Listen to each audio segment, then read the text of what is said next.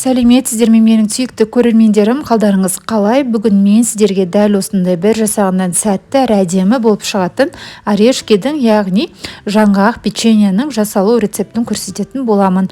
Видеоны соңына дейін қарап, сіздерге ұнап жатса пікір қалдырыңыз, лайк басыңыз, және де арнама тіркелмеген болсаңыз тіркеліп, қоңырау белгісін басып қойыңыз. Сіздерге ұнайтын көптеген рецепттер арнама шығатын болады. Ал ендеше бастайық.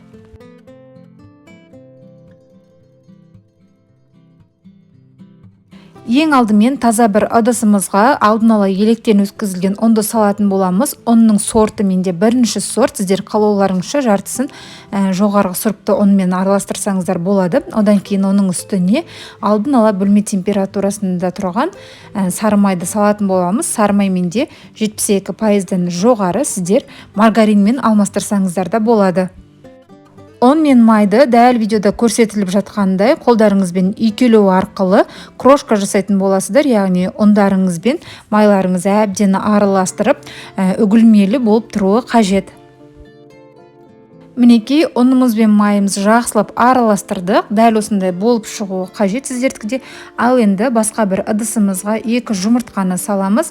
Одан кейін оның үстіне қантты салып, қантымыз ерігенше венчиктің көмегімен жақсылап араластырып алатын боламыз.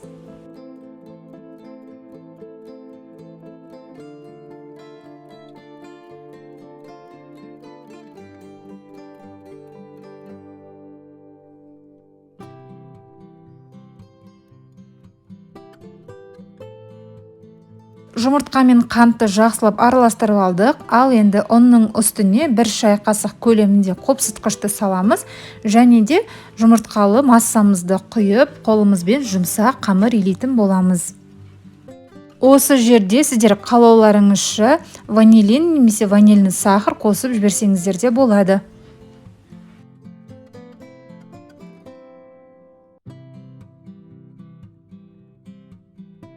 Достар, сіздер сондай-ақ менің арнамнан ыстық тағамның бірнеше түрін, салаттардың, тіске басарлардың және де көптеген тәттілердің түрлерін таба аласыздар. Оларды көру үшін менің арнама өтіп, плейлисті бөлімін ашсаңыз болғаны. Қажет заттарды жазбаша түрде видеоның төмен жағында описание бөлімінде қалдыратын боламын. Сол жерге өтіп көріп алсаңыздар болады. Қамырларыңыз дәл осындай жұмсақ, біртекті болып иленеді, сондықтан да артық ұн қосудан қажеті жоқ. Дәл осындай жұмсақтықта болуы қажет. Одан кейін оны салафанға салып, шамамен 10-15 минутқа қоя тұрасыздар. 15 минут көлемінде жақсылап тыныққан қамырды таразының көмегімен 1 келкі 6 грамдық бөлшектерге бөлетін боламыз. Сонда сіздерде барлығы 1 келкі бірдей көлемде болып шығады. Ең алдымен барлығын дәл осылай бөліп алыңыздар. Одан кейін бетін салафанмен немесе пакетпен жауып, орешницаларыңызда пісіретін боласыздар. Орешницаның сіздерде электр тоғымен істейтіні болса тіптен ыңғайлы болады. Барлығы 1 келкі піседі, 1 келкі қызады. Ал менде осындай газға қыздыратын орешница, алдымен сұйық майды жақсылап жағып, орешницаларыңызды жақсылап қыздырып алуларыңыз қажет. Басында ең алғашқы пісірген печеньеларыңыз аздап жабысуы мүмкін. Ол жаңағы сіздердің формаларыңыз бір қалыпты температураға түскенше солай болады.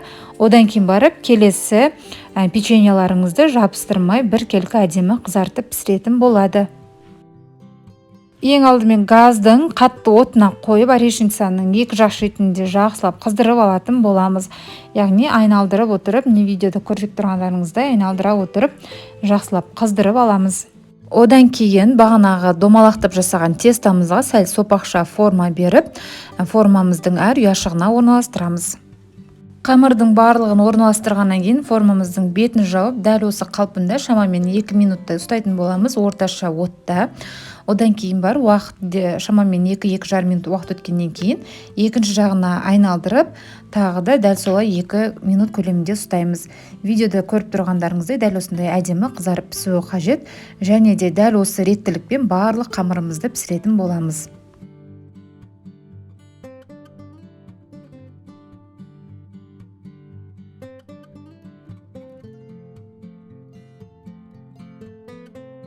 Дайын болған печеньеларымыздың ішін варенкамен толтыратын боламыз. Варенканы неғұрлым қоюын қолданыңыздар, сұйық болғаны печеньеларыңыздың ішінен ағып кетуі мүмкін. Сіздер қалауларыңызша начинкасын тек бір жақ шетіне ғана салсаңыздар болады. Мен печеньенің екі жағына да начинкасын салып, бір-біріне беттестіріп жабатын боламын.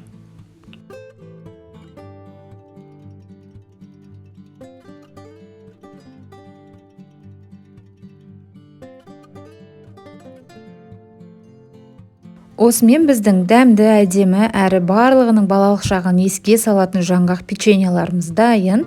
Сіздерге де дәл осы менің рецептіме жасап көруге кеңес беремін.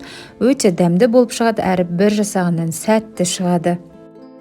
Видеоны назар қойып соңына дейін көргеніңізге рахмет. Арнама тіркелмеген болсаңыз тіркеліп, қоңырауша белгісін басып қойыңыз. Ал егерде бүгінгі рецепт сізге ұнап жатса, лайк басыңыз, комментарий қалдырыңыз. Және де менің арнамнан қандай рецепттерді көргілеріңіз келеді, комментарий бөліміне жазып қалдырсаңыздар болады. Барлығы міндетті түрде оқимын. Келесі видеоға дейін сау болыңыздар.